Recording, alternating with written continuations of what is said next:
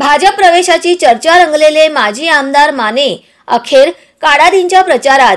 सोलापूर दक्षिणच्या रणांगणातून नाट्यमयरित्या माघार घ्यावी लागलेले माजी आमदार दिलीप माने यांच्या भाजप प्रवेशाची चर्चा रंगली होती। मात्र माने हे अखेर दक्षिण सोलापूर मतदारसंघातून अपक्ष निवडणूक लढविणारे सिद्धेश्वर परिवाराचे प्रमुख धर्मराज काडादी यांच्या प्रचारात उतरले आहेत। त्यामुळे काडादी यांच्या उमेदवारीला मोठे बळ मिळाले असून सोलापुरात विधानसभा निवडणुकीत सांगली पॅटर्नची पुनरावृत्ती होण्याची शक्यता बळावली आहे। त्यातच दिलीप माने यांनी भारतीय जनता पक्षाच्या एका वरिष्ठ नेत्यांची भेट घेतल्याचेही सांगितले जात होते।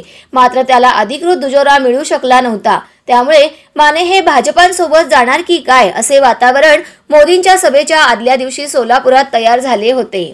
माजी आमदार दिलीप माने यांनी भाजपची प्रवेशाची चर्चा निष्फळ ठरवत दक्षिण सोलापूरमधील अपक्ष उमेदवार धर्मराज काडादी यांच्या पाठीशी आपली ताकद उभी करण्याचा निर्णय घेतल्याचे दिसून येत आहे।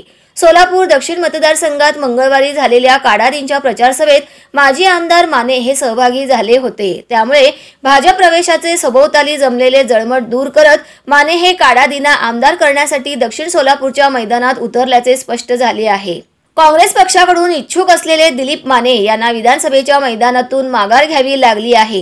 ते अपक्ष निवडणूक लढविणारे धर्मराज काडादी यांच्या प्रचारात उतरले आहेत। त्यामुळे सांगली लोकसभेप्रमाणे सोलापुरात सांगली पॅटर्नची यशस्वी पुनरावृत्ती होण्याची शक्यता आहे।